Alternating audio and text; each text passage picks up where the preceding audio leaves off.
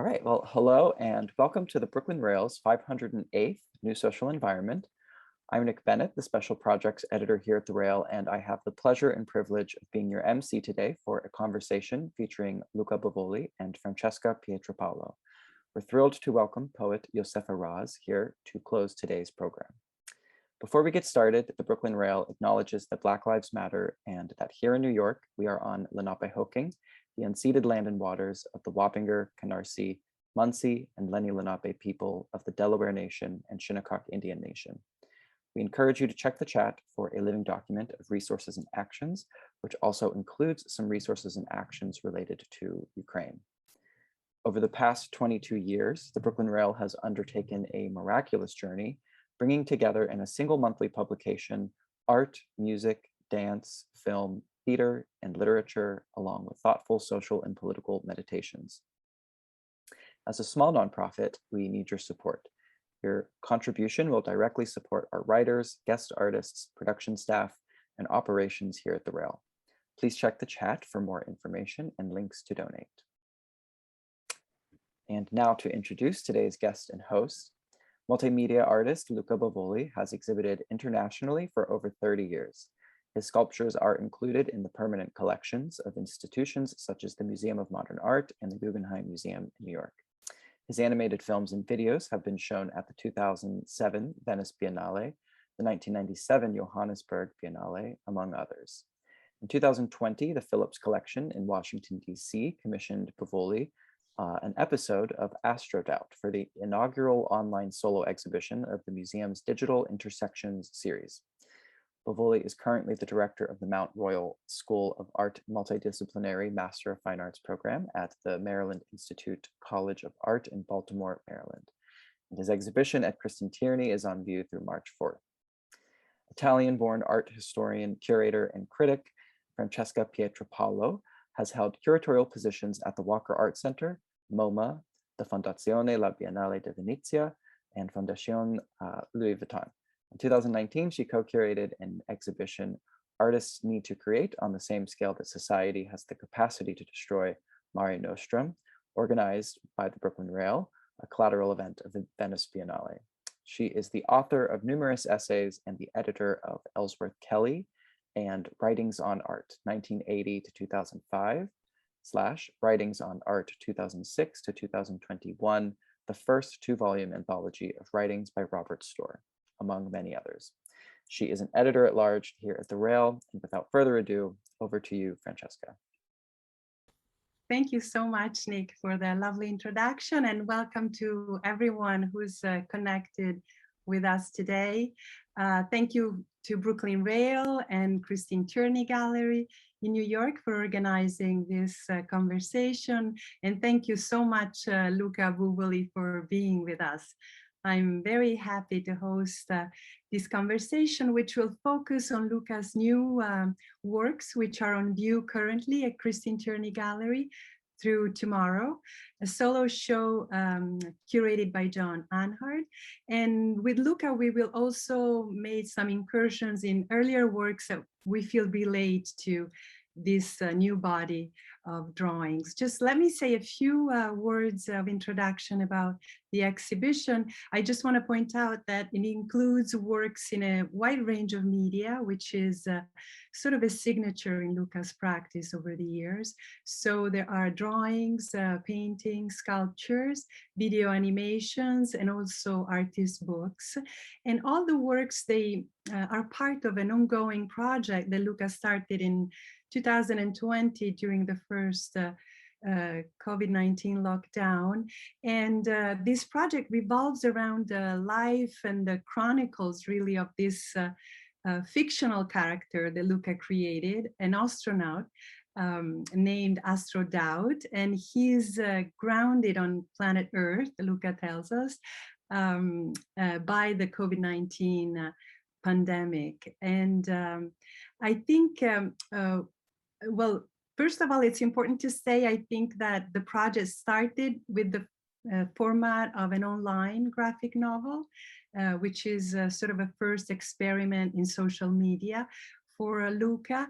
And I remember that in early April of 2020, when we were in the first lockdown, Luca sent me an email with a selection of a group of images, of drawings that he had made so far, thinking of starting the posting on Instagram of this comic book by episode.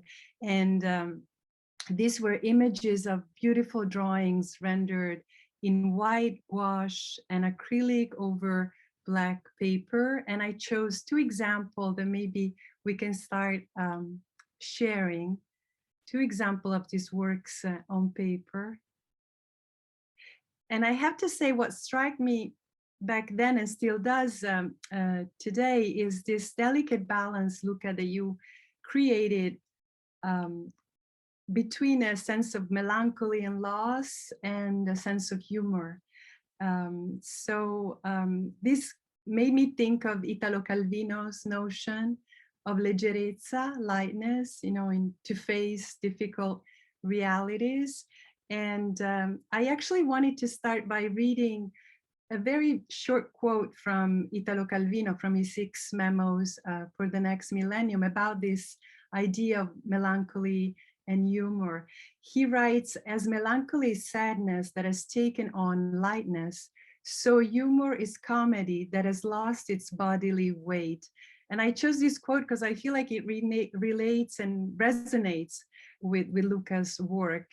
So to begin, Luca, I would like to ask you to tell us a little bit about the genesis of this online graphic novel. You sort of returned to drawing, which has always been central to your practice, to comics. And if you could also, along the way, tell us a little bit about this notion of dark humor as a form of resilience.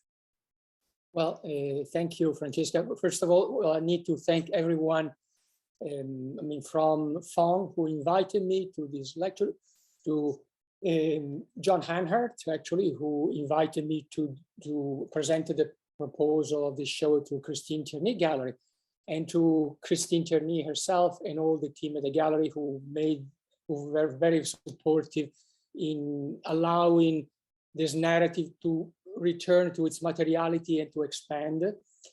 Thanks, Nick and Eleanor and Francesca. I'm so glad that you accepted this invitation to have this conversation. It's been a while since we had one in private and so on. So going back to your question now, and thanks to all of you who are joining us. I recognize many of the names, so hello from all continents. So, and an old friend, Rob Storr, who I ran into yesterday. So,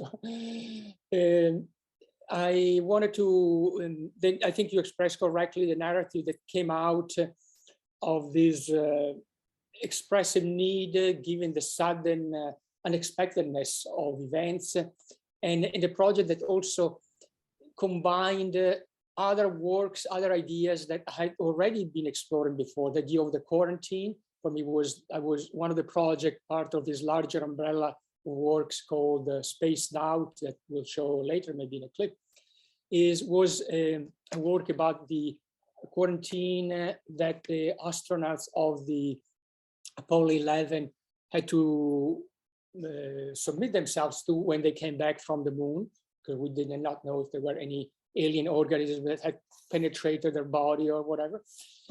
And the other one was actually work which I was supposed to do also with try to make humor out of not only my own the cancer that I experienced a few years ago, the treatment, but also of illness in general. And so that's where dark humor comes in. Mm-hmm. When I was exploring online already existing jokes made about cancer, they are very upsetting, I have to say.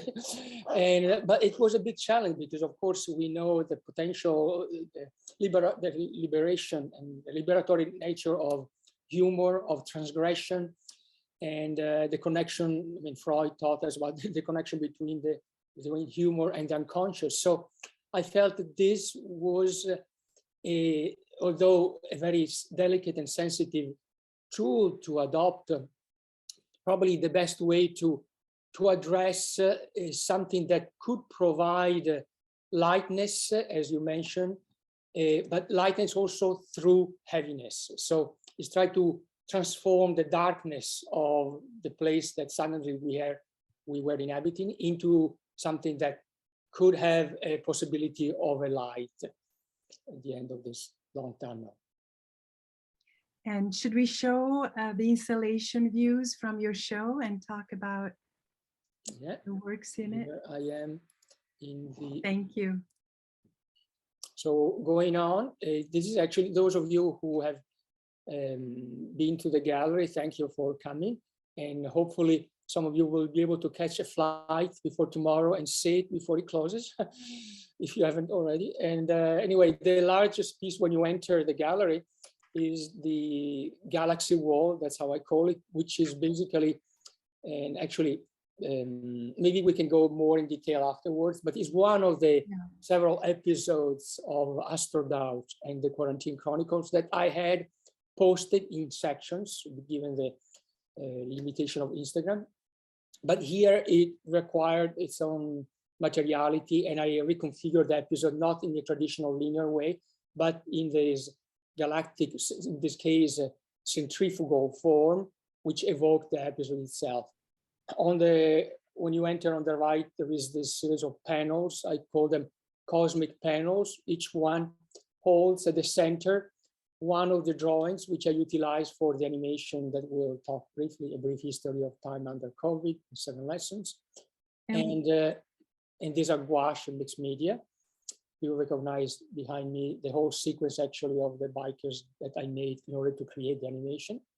And Luca, if you can go back to the installation view where we see the wall over which the 3 drawings, the second, yes, I wanted to ask you to comment. I think it's interesting the way you're working across mediums too, right? So in the real space, in this installation, there's this almost abstract painting.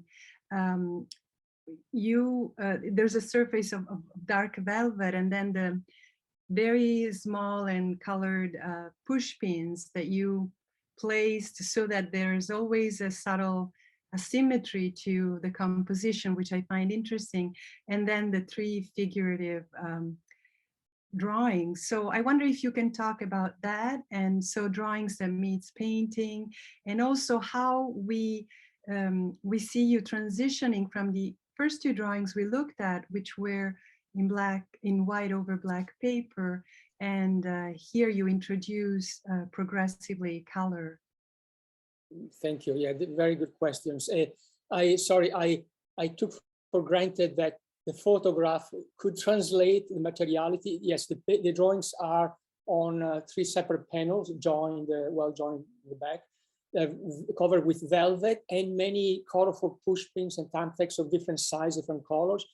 I think we may be able to, I don't know if I forgot if it's at the very end, we have some stills of this.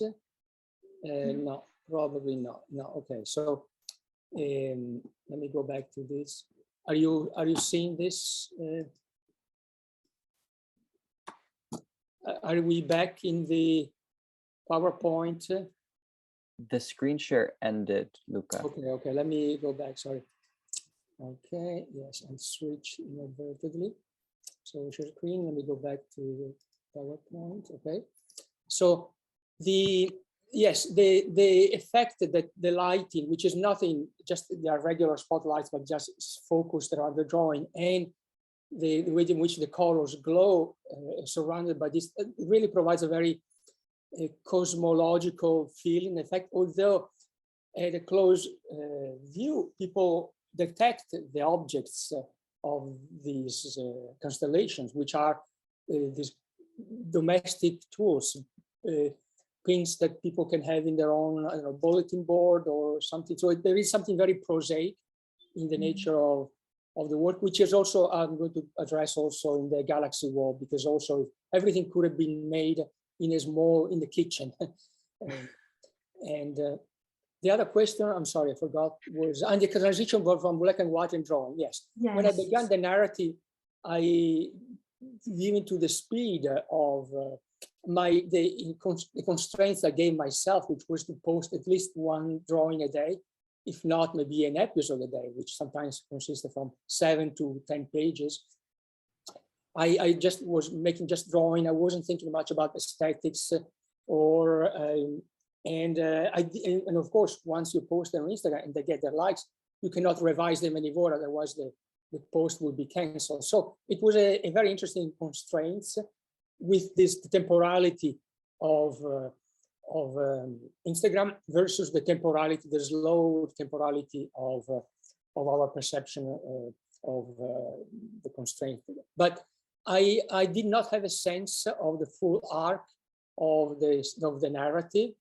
I had only, although Francesca saw the last drawing, which is not going to be posted yet, and but I had a sense that it was going to become in black and white for a long time, actually for quite a few months, and then it was progressively transforming, adding color as the pandemic was being addressed, maybe as the vaccine became available and so on. So that was there's a sense of hope that you relate to a broader palette beyond this polarity of black and white. Is there a metaphor about that? And also maybe a polarity in culture? Because at that time in 2020, the cultural and political moment was quite polarized, especially in the US, but not only.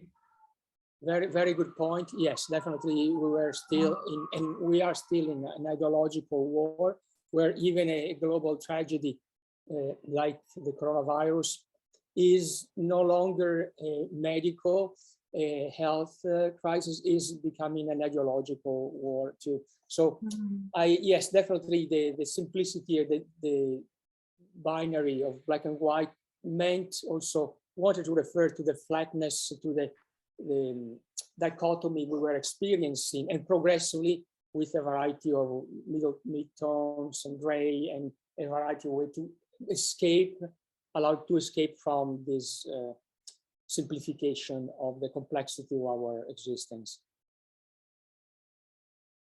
And if we move forward, you can maybe comment on the choice of the astronaut as a figure. It's something that I think runs through your work, this fascination with the exploration of outer space as an invocation of the infinity of knowledge, of new frontier, but always also with a critique to the myth of the space age, right? Yes, no, that's a very good point. Since 2009, I began a project called Astrodoubt, that can also be pronounced when the words are nearby as spaced out. And it began with the collaboration of NASA scientists who allowed me to utilize some of the spatial orientation laboratories used to train astronauts to conditions like zero gravity, or the discrepancy between the visual and the vestibular system, the inner ear. So, and then we may see a clip shortly about that. So I have been working with this figure of the astronaut, who is the astronaut in this age where the meaning has radically changed from the initial conquest of the moon. And the project had fascinated me both because I saw it as the advanced phase of flying, which I began in 2000 in the beginner's phase. Then in 2005, 4, I began with the intermediate phase, which became metafuturism that we showed at the Venice Biennale. And then now is the advanced phase, so floating in outer space. So there were many aspects, of course. The astronaut has so many possible connotations, and for me, it was enjoyable to see this figure lost in space, maybe trying to get a job. It was at the time when a lot of people at NASA were being let go. There was no even the time also where the last space shuttle flew, and so this myth of reaching this international connection and communication in outer space suddenly collapsed, and then we had to rely on either Russian rockets or more recently on, of course, private corporations, as we all know. So I was fascinated by this one, but Astrodoubt is not really an astronaut. It's an individual whose gender, race, age is never specified, and he, she, they wander in this protective suits in fear of the environmental crisis, the pending environmental crisis. So suddenly when COVID hits, he, she, they found themselves in this perfect mode. I mean, and paradoxically, yes, it evoked a lot of the emergency workers we were seeing around, but in the narrative is never clear if this vision of space are just projections of his mind, of their mind, or hallucination, desire, and I like that ambiguity, the constant shift between the domesticity and this cosmological aspiration. And I think you interestingly shift from the cosmological to the existential or the personal also when you reflect on time, which is something that you've done over the years in your practice, but particularly with this project, Astrodoubt and the Quarantine Chronicles. Here we are looking at a page that you conceived and realized for the September issue of Brooklyn Rail, when we dedicated a section that I guess edited to the experience of time related to the pandemic that we are still living through, but from different approaches and angles, with inviting different artists. And so we see this notion of the panel and the order of it, the sequence through which you unfolded this lesson 5 of the 7 of A Brief History of Time. Do you want to talk about it and this layering of different dimensions of times and space that you play with? Yes, thank you. Thank you again for inviting me to present this project, which was published on the Brooklyn Rail last summer. So in this case, this particular episode, I addressed one of the 7 notions of time, cyclical time, which of course is something that is presented in many religions, but also philosophical ideas of people like Friedrich Nietzsche and so on. So, and in this case, I relate the cyclical nature of time with the experience we had of seeing this first lockdown, second lockdown, third lockdown. So, and in all this narrative about this revision of the history of time under COVID in 7 lessons. Of course, I paid homage to Stephen Hawking and but also Alexander Kojève, a philosopher who taught to many important philosophers and thinkers from Georges Bataille to Jacques Lacan to Michel Léry, André Breton, and so on. And this course was on an introduction on the phenomenology of spirit by Hegel. And there was one chapter in particular when he addressed the shape of time, the shapes of time. And I've always been fascinated by how we take for granted now we live in a kind of Newtonian, Einstein's vision of linear time, but for many traditions, many religions, many ideologies, many scientists also, time does not exist in this way. So I wanted to present them, all of them, in this selection of them, from the first one, which is about the Big Bang. You'll see the second one, Heraclitus. The third one is about the apocalypse. Fourth one is about Newton. And the fifth one, the cyclical time. The sixth one is about Einstein. And the seventh one, which I just completed, for those of you who came to see the show before last week, you have to come back, and which is about quantum physics and of course Stephen Hawking and many others. So there's a wealth of references in the work, both philosophical and scientific, but at the same time, you venture into references to everyday life, the quotidian, the banal, also popular culture.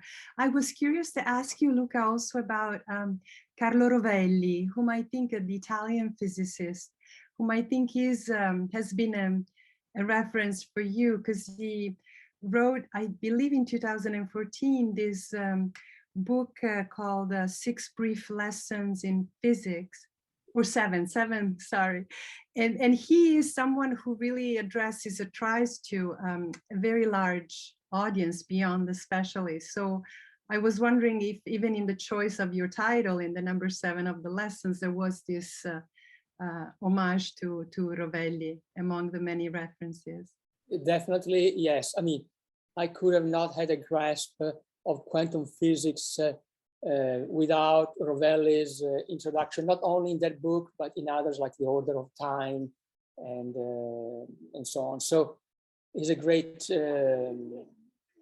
translator somehow in approachable language about concepts which are quite remote from our general understanding of temporality. So yeah, definitely.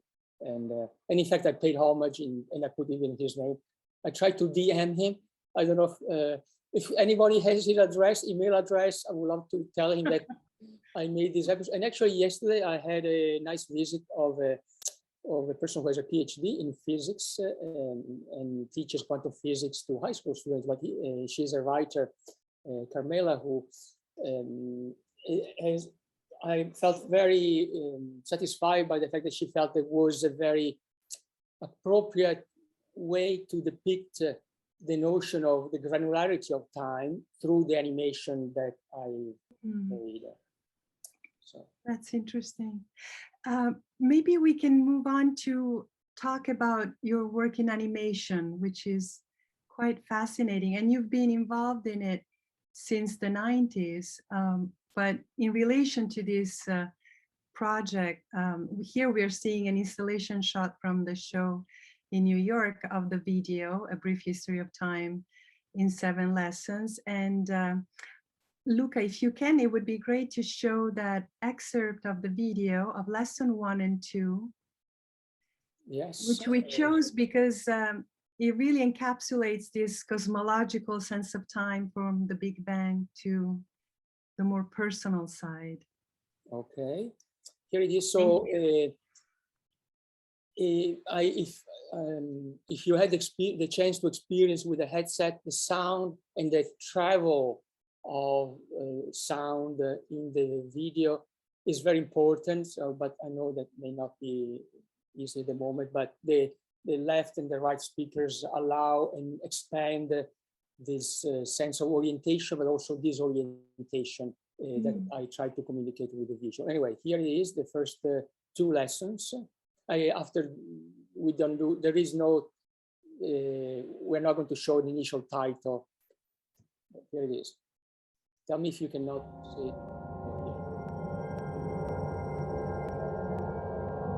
Oh, no, sorry.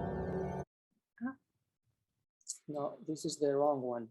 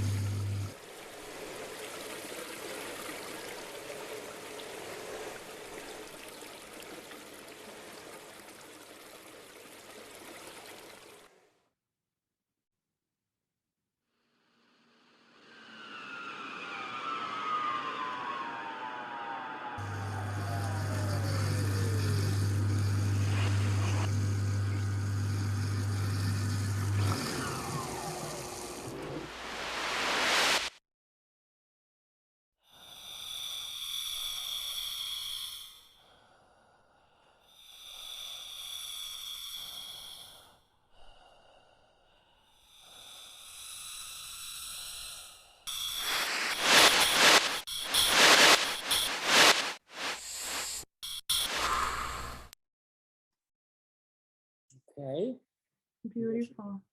Luca, they're very careful composition of text and image, of course, in relation to also the tradition of comics, but also going back to modern art and your interest in futurism, for instance, among other movements. But I also find that sound is something that you have further worked on. So could you comment on these three elements of text, the visual, and the sound part, which sound seems to have reached a stronger spatial enveloping effect that you have aimed to produce? If I just may quickly interrupt, Luca, do you mind just going into full screen in your presentation? Yes, sorry. No worries. Okay. Thank you. Please, slideshow. Yes. Perfect. Thank you. Oh, thank you. So yes, sound. Well, let me go back from the original. Yes, animation. I've been doing animated films since 1993. I'm a self-taught in that sense because I studied painting and then I progressively expanded in sculpture. But when I was working on the Not a Superhero series, I felt the need to learn and adopt and transform the media utilized by the major companies like Marvel and DC Comics to redo them in my home, more like a childlike perspective. So I, thanks to a friend, I used a 60mm Bolex camera, not even reflex. I built with some piece of wood stand, and I've been doing 16mm films for a while initially, and then progressively. So yes, I was shown them thankfully quite soon in the 1997 Johannesburg Biennale and so on. So I then more recently in video, and that's something that I felt also was very attuned to my sensibility, having practiced sport, swimming, and then track and field running, the idea of this fluid motion, the fluid perception of reality, instead of the static point of view that maybe we were trained to approach when looking at painting in a Western tradition. And of course, as we know, many other traditions look at painting in a spatial one, or even some artists like Paul Klee talked about the temporality of going through the path of a painting. But I know about the sound, but there was another question in between, Francesca, I missed. The relationship between text. Yes, text, yes. Well, this is something. And also maybe how you chose, because the language of your texts are, they're very minimal, very suggestive at the same time, but it seems a lot of thinking has gone into that. They're not poetic or elaborate, and it also seems an English that wants to address maybe also non-English speaking people using the Instagram as a tool as you have. I don't know. Yes, very good point. Well, language, verbal and visual language, their combination has always been fascinating to me. Since, as you pointed out, I was making comics early on as a child and then as a teenager. And then, of course, I had to stop when I went to the more traditional Academy of Fine Arts. But then through conceptual art, I reapproach it and always integrate it in different ways, in different forms, but also mediated by the historical avant-garde, not only futurism or Russian constructivism, but also, as you may have noticed in the shower scene, authors like Mallarmé, with the lectures, the poems falling down very much like a rain, and then graphic design. So I've been playing with these fields, changing the font and the position. So having the language adopting the same materiality of the painting, but also reacquiring the materiality that the body has when we pronounce, when we speak, the intonation, the vocal, also, and of course in the type text is much more difficult to convey. So the text flows around the body sometimes, like in some of the drawings, this one, the body is made of language itself. So And so, and I've been doing for 35 years and even more. So, but sorry, the second point before the sound was?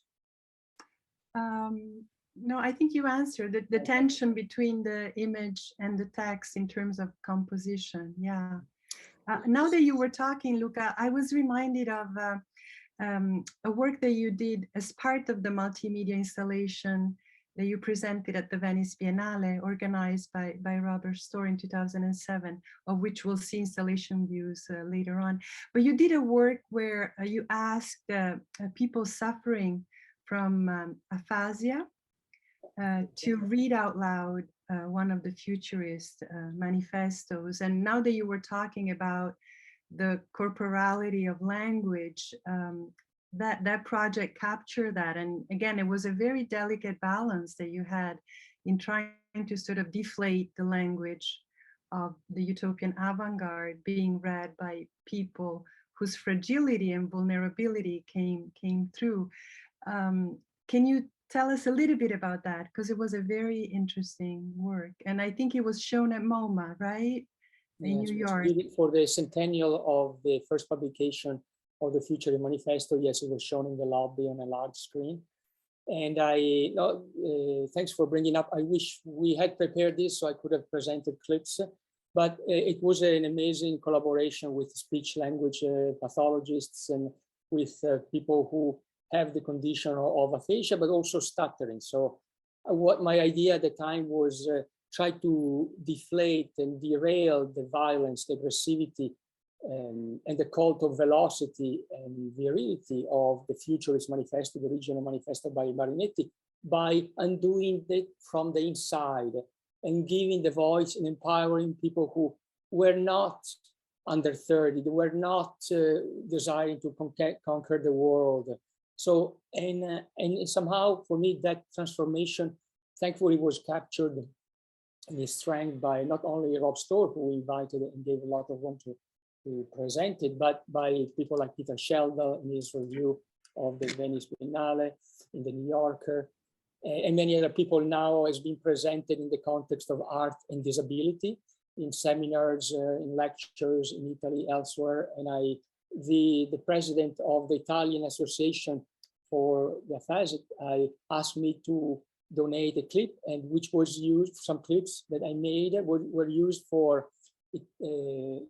promoting the cause of the association on Italian television and all the private channels for 2-3 years in correspondence of the day of aphasia, which is actually end up to be the October 18, my name's day, San Luca. So total coincidence. But yes, I felt very moved by such a response and the collaboration of the readers themselves, who came also to the opening MoMA and felt themselves moved by the fact that they saw themselves in such a large screen. I animated them, yes, I also transformed them into live trace that try to evoke the same dismantling that they were doing with the text. And this play that you're mentioning between digital video, for instance, or video with animation is something that you also used, if we go to the next slide, please, in a video animation that you made in 2011, 2014, which deals again, like the Aphasic project, with the notion of fragility, in this case, also on a personal level, because in this video, you asked your father, your aging father, to draw the sea the way he remembered it, right? So it's also about memory. I think it's an interesting comparison also to make to the video that we saw just before, A Brief History of Time, because of this presence of water, this element of liquidity of time, and again, the layering of different dimensions of time and space that we see in this still image. And also, so if you could tell us about that, and also about the importance of Tarkovsky for you, which comes through your evoking his Solaris film in both the title and the text, I think. Yes, thank you. again, I wish I prepared myself with a clip. But anyway, thank you also, Francesca. Thanks, Rob Story, and thanks, Barbara London, for presenting this video for the first time at the Stavros Niarchos Foundations in Athens when we opened a few years ago. And it's a short video which began with, as part of this Spaced Out project, which has a 180 sub-project inside. And it was made when my father in his 80s, actually this was even later, I would ask him to redraw the sea from Trieste, where he was born and remember from his childhood.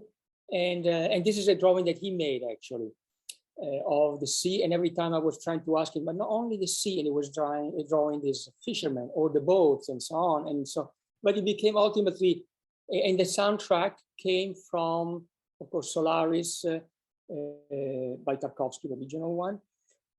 And Luca, in the next image, we see, I think, your father drawing at the table, right? That's him. Yes, that's right. And then here I just rotoscope, redrew some of him from the video footage. And the moment was also, by the time he drew it and the time he saw the video, he had already, his memory was already gone, his mind, at the point that when I showed him the video, he hardly recognized himself in it. So, and I was interested in seeing the metaphor of water also as a psychic space of water. Yes. And, water has always been important to me as a swimmer, former swimmer, but of course and it's the closest to experience we can have to floating on the International Space Station in outer space. And it's the sport of the gods in a way, because floating in this medium that doesn't allow us to forget about gravity. And it's so powerful, and yet it's could be a very dangerous element. And yes, in this case particularly had the connotation, but in the Heraclitus, of course, has a different connotation. Water as a passage of the river that you can never step into the same time twice, because it's never the same river. The same. And look, if we can skip to the sculpture. Yes. Floating in space. I just wanted to ask you to continue talking about the importance of the body too. Here in this case, you also added an element that creates a kinetic sculpture, right? There's a motor so that it moves, which is something you had done before. And this is a work from a few years ago. But I wanted to connect it to your Spaced Out project, which you imagine as you being an artist / scientist or astronaut, I think, being on the International Space Station, and from there producing and releasing 180 projects, one a day, for the duration of your imaginary residency. So could we show the clip that we prepared of the video Spaced Out from 2018? Because there's the beginning of it in particular where we see your body. I think it's at 2 something, not to see the whole thing. 48. But anyway, where you are taking some tests, which you did, as you mentioned earlier, at NASA labs, and it's about disorientation of perception. So I just wanted to show also that tension between the video, the filming, and then the animation that you impose in this sort of anxiety voyage. Can you see now? Shall I run it? Yeah. Let's see if the sound activated. Okay, so this very is short. It's just a few seconds, and then I'll talk afterwards.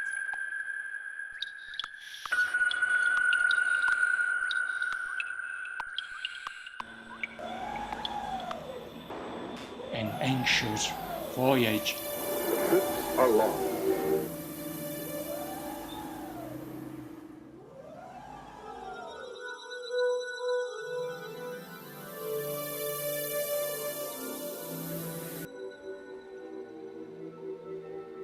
The trip is hard. Okay. So I think, Luca, it's very interesting how you explore the relationship between art and science. And that's a project that you started, I believe, around 2011. So about art, science, and also science and society. yes, that was some I mean, hard to recognize, but that was me in one of these machines where I asked to be tortured a few hours at a time in this very disorienting and at times nauseating laboratories and devices.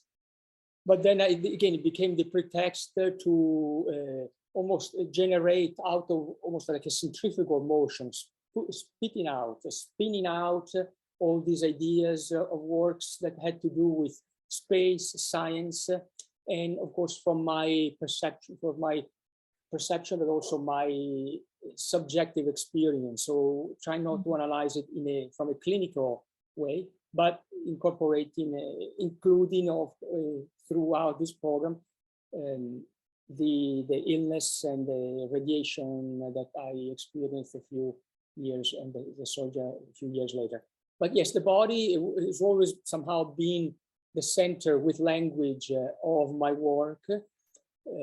Again, and we saw the text that you used, which said perception and conceptual, right? So these two elements are always intermingling in the work, which is also very interesting. Yeah. And I think we could show your installations at the Venice Biennale, where we go from this fragile astronaut to spaced out to the figure of the human vector, which I think you called it a sort of angel of history too.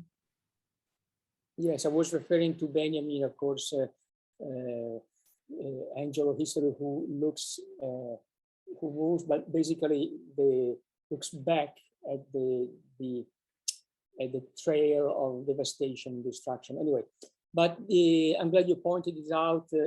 Yeah, thanks again, Rob, for inviting me to do this amazing entry at the Arsenale back then. And the words in Bellissimo Dopodomani were referring to a quote that the daughter, the eldest of the daughters of Filippo Tommaso Marinetti told me in an interview in this, and I wanted to twist this message of optimism that Marinetti portrayed and transforming instead, showing the collapse of these myths, this myth of, again, velocity, virility, and violence. And in the center room, we see that tomorrow, the beautiful day after tomorrow, with the M of Marinetti, but perhaps also of Mussolini, which is collapsed by the weight of its own giantism. So this excess of weight, and so this utopia has collapsed. And Luca, your interest in the notion of the experience of flying also relates to your family history a little bit, right? Through your father, who was an aviator, and I think he would have liked you to become one. Can you tell us a little bit about that? Yes. Well, when I was doing the high school for the science, in my last year, the last 2 years, there was a lot of pressure for my father to go to the military academy in Air Force in Italy and become an officer and so on. And I instead, thanks to the suggestion of a drawing professor who saw my passion for comics and maybe my talents, I insisted to try to get into the Academy of Fine Arts in Venice. So suddenly, after a long period of a struggle, thankfully, my mother at the end told my father, okay, let him do what he wants to. And I'm here with you instead of being a pilot, who knows, ready to go to Ukraine, who knows.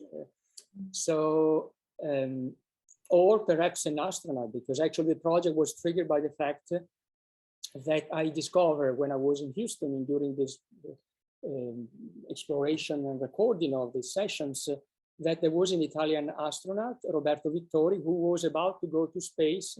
And he was 1 year younger than I am. His hobbies were running and swimming and reading. And he was a colonel in the Italian Air Force. Probably the destiny who knows, I could have met. So the project started from this, try imagine my life as him in outer space and throwing out all these ideas. And then you have evoked before the Not a Superhero series that you started in the 90s. And I think it connects to your love for drawing, but also for comics since you were very young. And this is a sculpture in the collection of the Museum of Modern Art in New York that I think was acquired by Robert Storr when he was a curator there. But here we see a language that it's really about exponential fragility, if I can say that, in terms of materials, in terms of the body of the sculpture sort of being really defied. So can you tell us about this production, and also, yes, relating to your making your own comics books? This is an example from 1995, and your interest in the superhero figure as a myth and how you sort of subvert from within that narrative. Thank you. Yes, the project, which I began in 1992, started as a series of comics. Maybe you can see some of these handmade comics using tin foil and garbage bags, found materials in the streets, and had to deal with my addressing this mainly American mythology, because at the time when I grew up, we were reading Marvel and DC Comics translations. And but of course, from the point of view of the inability to become one. So from the point of view of being a foreigner or being lost, one of the 100,000 struggling artists in a city of superstars. So this was when I arrived in New York in the late 80s. And so it became also a vehicle to tell many stories about not only about contrasts of perspective, but addressing these powerful myths and trying to undo them from the inside. And they're playing with the opposite, not a superhero. So, and again, the materiality of language, but in a way you can see it's always a characteristics or in different forms, different materiality, which address, of course, the narrative. And then actually coming back, if I may jump to this one, Francesca, okay? Sure. One of the artist books which are currently in the show at Cristin Tierney now have taken a different shape. They come out in a portfolio editions that in a well-fabricated box, thanks to also to the great skills of my previous assistant, Owen, by the way, thank you. And I just actually, maybe I stop sharing 1 second to show this how the boxes are and metal with actually embedded materials, and then the pages themselves, this episode 2, have also in the portfolio, each page of that episode have elements woven, embroidered, very much like in the Not a Superhero at the time. And Luca, do you imagine also the Astrodoubt Quarantine Chronicles turning, moving from the realm of the digital, taking the form of a published book or an artist book, or is it something further along the way? Yes, I mean, now for just these are limited editions of 10, thanks actually to people who may be in the audience who purchased some and supported, but I would love to have the ability to publish them for a larger audience, because the narrative themselves were the narrative of Astrodoubt was not made necessarily for an art audience, was done for a larger public. And the first people who followed on Instagram, which I had just joined, were people maybe from the comic book field. And the first review actually was on print magazine, Stephen Heller, the Daily Heller, that actually you saw, Francesca, and then you recommended to take a look. And so yes, I would attempt to reach a larger audience, even outside the specificity of the artwork was always a strong component. Maybe some of the intellectual, philosophical references you see in the film are caught by some people, but the work could be seen and enjoyed on a plurality of levels. And for me, that is very important. I think that art could and should reach a larger public and still be able to maintain a consistency, a core, believe in certain values, in accepting our vulnerability, our fragility, and try to transform and do something with it. Yeah. And the lightness, as very much as you pointed out in Calvino's reference at the beginning. And Luca, I was curious to ask you, you were talking about Instagram and enlarging the audience beyond the art world through that. But also I was thinking in terms of your reflection on time, how do you see the fact that you are using the serial narrative of the graphic novel that has a sense of memory in terms that you remember the episode before the one you're looking at, but also a sense of expectation. There's always the coming next. Within the realm of the digital and Instagram in particular, where we have the experience of this overflow of images, almost an intoxication somehow, and the speed of it. Are you also aiming to counter that in a way, to create some tension between the two, the graphic novel and the digital? Yes, well, no, good point. The work, although most people until this show saw the work only as a digital translation cropped in squares, the work was always made of actual drawings, the old style drawings made with my pen, my left hand, on paper, on black paper. And then this was basically the opportunity to represent it in its full materiality with the added materiality of these organic frames in this case. So the episode itself, you can see the drawings, and you can still find the drawings in Instagram in various posts. And actually probably tomorrow I'll post the last one, I'll repost the last one, where the relationship between the black hole and Astrodoubt holding the vacuum cleaner and thinking about the vacuum of it, or became the protect, and again in reference to the pandemic. So, but it was never a digital story. It had to constrain itself to the limit of 10 posts a day and to the square, and definitely the text had to be a bit larger so it could be read on a cell phone.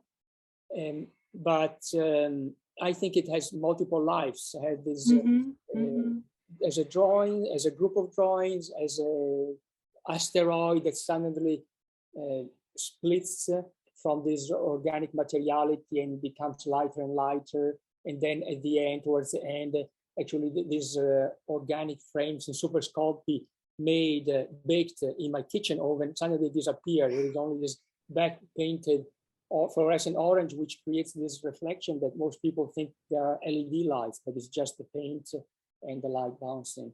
So you're playing with multiple dimensions, right? Starting from the earlier detail that you showed, where there's this drawing as sculpture, and then the materiality becomes more of a frame around it, less present, and then more of the flat. If you can run through the details again.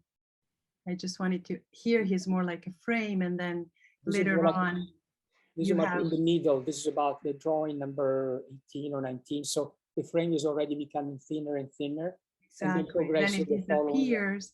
But then I see in the overall image again that I think comes after, how the last line of drawings, you install them so that the distance from the wall increases. And so in a way you go again from second dimension to third dimension. So it's a continuous dialogue between dimensions. I also wanted to ask you, Luca, maybe to conclude so that we can open it up for questions, but I know that when you showed you're not a superhero in an exhibition space, so through sculptures and installations in relation to the drawings, you often refer to them as the exhibitions themselves or the installation as episodes in 3 dimensions of that story of the not superhero. Do you see that here as well, or how do you see this solo show of yours in relation to the project overall, and also in terms of maybe future steps of it? Yeah, no, very good point, because in a way, somehow, again, we are seeing digital translations flattened of a complex exhibition, which has, for example, this sculpture that you were mentioning from Astrodoubt is connected to a microprocessor, a stepper motor, moves in certain quirky way, and provides the sense of angst and entrapment that cannot be conveyed even by a video recording. So, and I think the multiplicity of the experiential installation that John Hannert helped me to shape is very, very important. Yes, I still see that. I mean, very much like our lives now are inevitably mediated in this very moment by the digital and the internet and so on. So the work itself has this multiple valence and can and should be experienced in different ways, from the paper to the sculpture to the embracing the viewer, surrounding the viewer. And I hope that some of you may have the chance to experience the complexity of them, maybe not now, but if this show or other shows or other of this work will travel elsewhere, I think that's, to me, would be a great reward. But at the same time, I hope that even the individual elements and individual drawings that many people feel they are satisfying in themselves, and or even the woodcut, which I made here and so on. So they could provide a fragment of this totality of this ungraspable life we are in. Thank you so much, Luca. And Nick, I think we can open it to questions for Luca if there are some. Yes, well, thank you both for your conversation today. And I encourage everyone to either, get on the train or to get that plane ticket to see the show. It's on view through tomorrow. I just posted the link in the chat at Cristin Tierney Gallery. But yeah, we're going to open it up to a few questions that have come in. First, I'm going to pass the mic over to our friend Lynn Crawford. Hi, thank you so much. This was beautiful. And I have a question. I kept thinking about those hands on the motorcycle or the bikes, the grip. And I was curious how you do or don't think of or include hand touch in your work. Very good question. I'm very curious and open to try all media you may suggest, and maybe some institution may provide. I would love to do an immersive piece where the tactility is very important. In a gallery right now, yes, you're encouraged not to touch the pieces, not to hold them, these ones. But hopefully, I have some other works that, and in fact, actually people can flip to the pages of the books, open the boxes. That's actually where the tactility comes in, and the materiality of these boxes, this cosmos in the box editions definitely is important, that is accessible, or a flip book, which I was just produced with one of the animation sequences, but many of them could come up. And I would love also to try virtual reality and doing a total, like an animation of the whole Astrodoubt and the Quarantine Chronicles. The only limitation is my time and my energy in this linear time structure, but it's a good advice. Yes, Well, it's not advice. I'm just curious how you think about it in your images, not a viewer touching it, but you and your images, how the work in your work, how you picture touch? Yes, well, although, yes, some people have suggested that Astrodoubt could be seen as an alter ego. I don't think so, because it's really much more universal. But the bike scene, which is a regular bike, it's not a motorbike, it, of course, has an element of autobiography. And so, yes, when I draw that scene, I'm thinking, I'm touching, I try to convey that experience. But actually, you pointed out, I mean, the multisensorial potential of this work, to me, it would not be limited to tactility, but also to the taste and smell. And as you saw in my animation before, with a space-time on under a coffee filter, I would love to make this too, also a drink, an Astrodoubt drink or something like that, accessible to people. So next chapter. Thank you. Thank you so much, Lynn and Luca. Next, I'm going to pass the mic to Chelsea in the audience. Chelsea, you should be able to turn on your mic. Hi, Luca. So I have a question about, Luca, if you could talk maybe a bit about like linear versus non-linear narrative, so cyclical narrative, in regard to like bodily disorientation and like the range of what bodily disorientation could mean. So like anti-gravity, so being an astronaut, being in isolation, and like physical limitation, being like away physically from other people, but also having physical bodily limitations. And especially when you're working in pieces that are serial based, so like episodic, so like cyclical narrative in an episodic realm. Thank you. These are all very interesting points. In a way, you are already addressing, outlined many of the aspects. I have to say, I'm very distracted by the beautiful light that you have behind. No, it's great. It's fantastic. This huge window. I wonder how could I do the same? And there is really these beams crossing. And actually, it reminds me one of the drawing I made of Astrodoubt. Yes.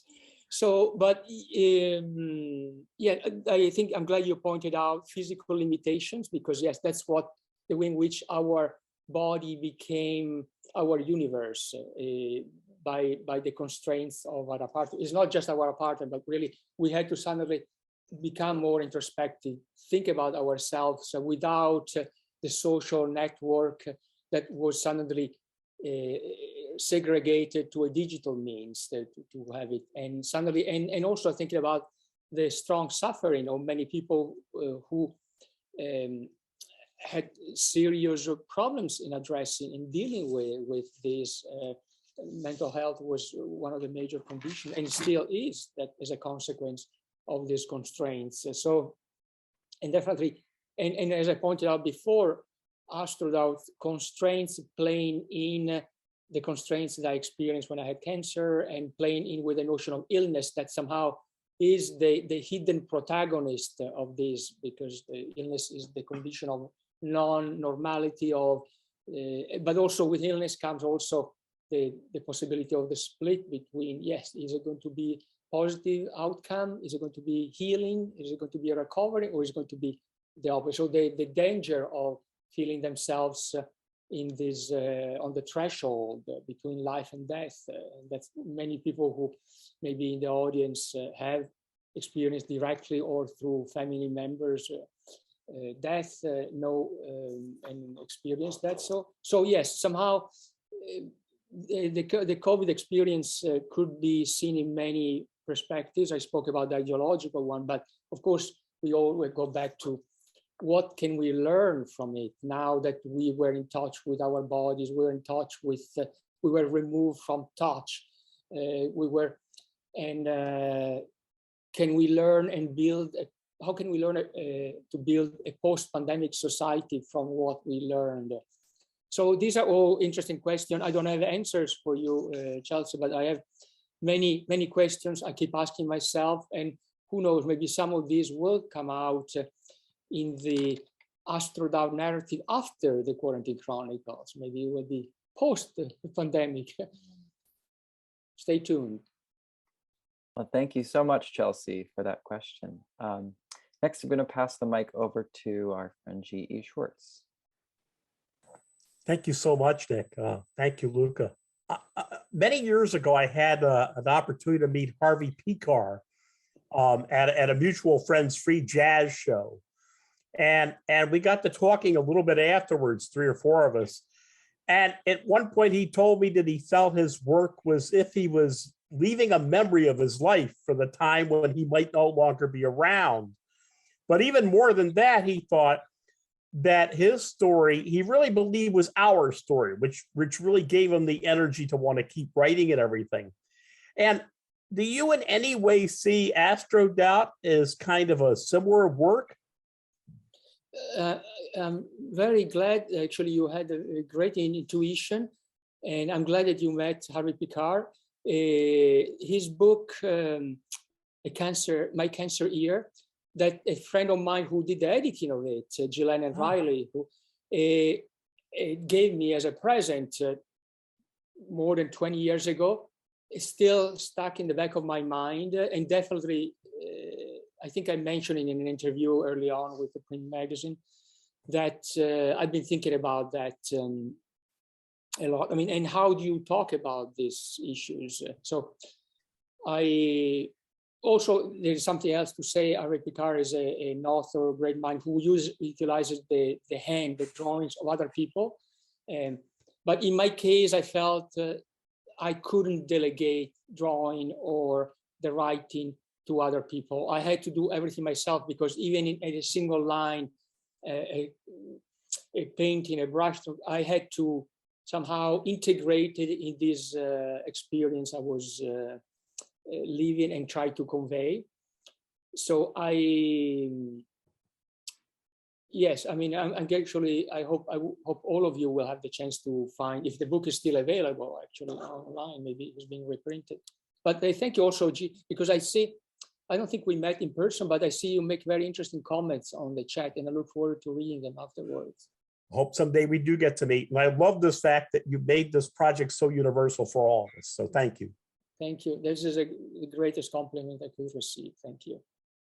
Thank you so much. Thank you, GE. And thank you for all of your wonderful comments and input in the chat. In the interest of time, I think we have time for one more question, and I will be so selfish to take that question myself.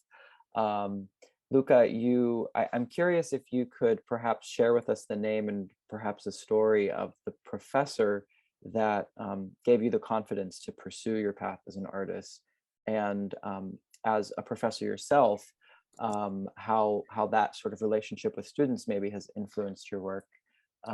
Perhaps with the distance that the quarantine and the pandemic kind of forced upon us. Yes, I put his name in the chat, Antonio Vedu, who's oddly enough was, because unfortunately he passed by cancer, rather young. But he was not only an artist who was working with watercolor and cartoon. So he was making this beautiful watercolor, but had often this humorist aspect. And I remember, so he was never accepted as an artist, because of course, in a small town like Vicenza, it's not that you have many chances to become an international artist, but he was also the singer and the member of a band called Anonima Magnagati, which means the anonymous cat eater, which is a trope, a joke that they make about people from my town, that they eat cats, which I don't know if it was ever true, but so, and they were in his concerts, which were done in all the region with 3 other members of the band, if I remember correctly. They were singing and in Vicentino dialect. So they were trying to bring back the power of the local. Maybe that part did not touch me as much, also because I never learned how to speak dialect from Vicenza, having been born in Brescia, and my parents who come also from different areas of Italy. But Yes, and there's a Palladio. Yes, Palladio was the big artist of Vicenza. I forgot about him. How could I? And but yes, I mean, forever indebted, because without him, I would have become maybe an engineer or a pilot. So that was the story. So who knows? Maybe it would have been better, but I'm very glad to be here with you to share this world. Well, we are likewise very glad to have you here. And once again, congratulations on the show. And I encourage everyone that is able to go see that if they can between today and tomorrow. Thank you, Luca. Thank you, Francesca. Thank you, everyone, for your questions. Here at The Rail, we have a tradition of ending our community events with a poetry reading. And today I'm thrilled to welcome our poet laureate, Yosefa Raz, to the stage. Poet, translator, and scholar Yosefa Raz is based in Tel Aviv. Her work has recently appeared in the Los Angeles Review of Books, Boston Review, Entropy, and Guernica, and has been translated into Hebrew and Czech. She is currently completing a book about the poetics of prophecy. And with that, I turn the mic over to you, Yosefa. Thank you so much, Nick, and thank you so much to everyone at The Rail for making this possible.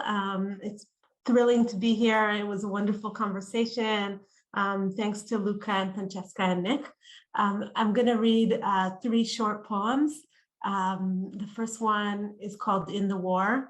It was originally written in 2009, but I think it's still very relevant this week. In the war picture, you are wearing a little pink hat, and the man who is not the love of your life holds a protest sign, and the man who wears Italian suits to reclaim his Middle Eastern masculinity stands slightly to the side, holding his own sign, and you all look nostalgically beautiful, like people do in memories, and you all read the newspapers constantly, and on the internet, and at gas stations, and over someone's shoulder on BART. And the war is what's inside you. It has replaced your blood. It is your central nervous system. And the man who wears suits to reclaim his lost Middle Eastern masculinity says it helps to have sex in war, but there's no sex, only war. There's no forgiveness. And the man who is not the love of your life is categorically against unicorns or any activity involving unicorns. And shame also fills you sometimes from the stomach upwards, shame and bile, and you want the earth to be your mother, but the war is your father. So you go home and organize a meeting where a woman with burned red hair tells you she used to live in your house before the bank took it. And at the New Year's party, everyone wears hats. No one mentions the war. Only hope this and hope that. There is no hope, only the war, the protests being the only way to relieve the pressure where you stand or march. We did this. This is what we do. This next poem is called Inheritance, and it's going to appear in the Rail in the next few weeks. It starts out with a quote by Hafez, quoted from a poem by Norma Cole. Under every deep, a lower deep opens. It can be passed on in the DNA. You order less at restaurants, there are shortages, or you order more to compensate, suddenly finding yourself alone at a table, surrounded by plates.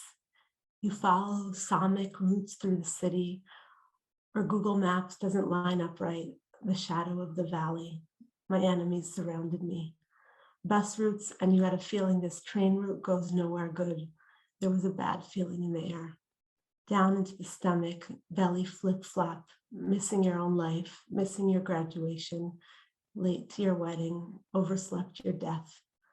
There's a procession being filmed on a phone. Someone is holding it. It comes out choppy, people shouting, a pig or a breast, ecstasy or burning. Stay seated, it will start again.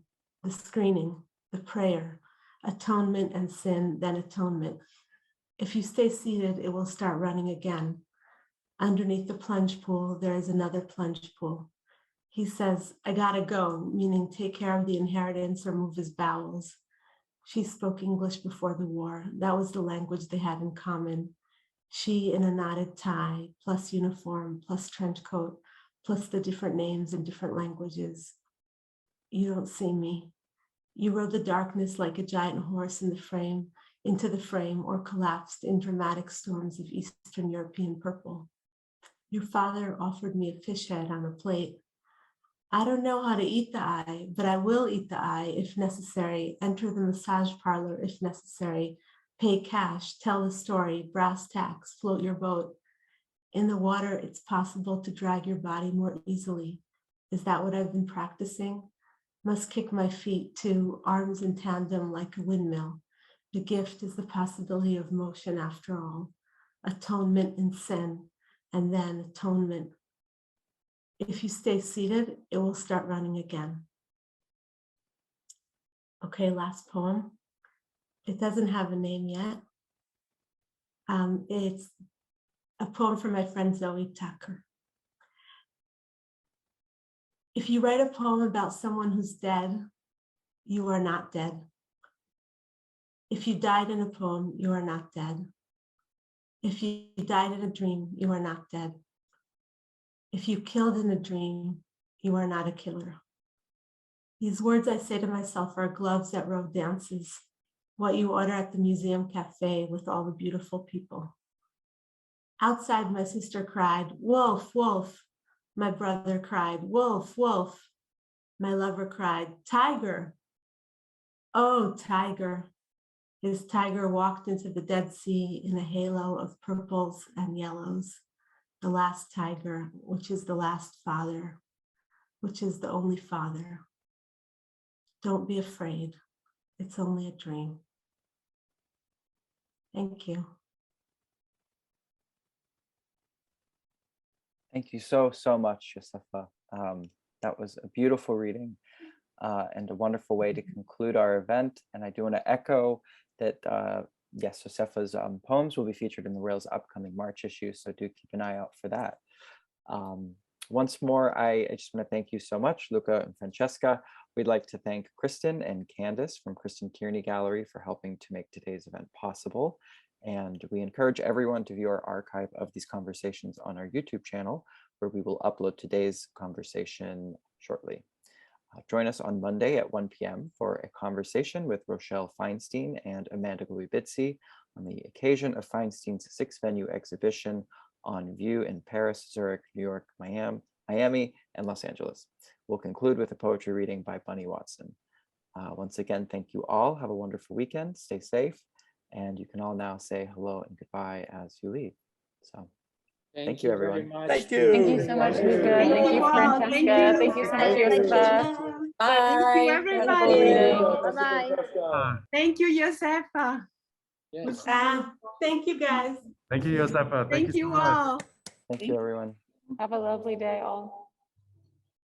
Congratulations, Luca. Thank you. Thanks, Nick. And also thank Sarah and William also at the gallery. Yes. That also been. Thanks to the whole team. And thanks, GE. I hope we'll meet together sometimes. Okay. We'll make that happen. Yes. Fong had to run to a meeting, but he sends his best and he sends his gratitude. Who, I'm sorry? So much. Fong. Fong. Oh, yes, yes. Thank And I mean, it's amazing what he can do. So many things. But thank him again for inviting me. Thank you. We appreciate it. We surely will. All right. Okay. Bye, Take care, everyone. Have a good weekend. Bye. Ciao, Francesca. Bye-bye. Ciao. Bye.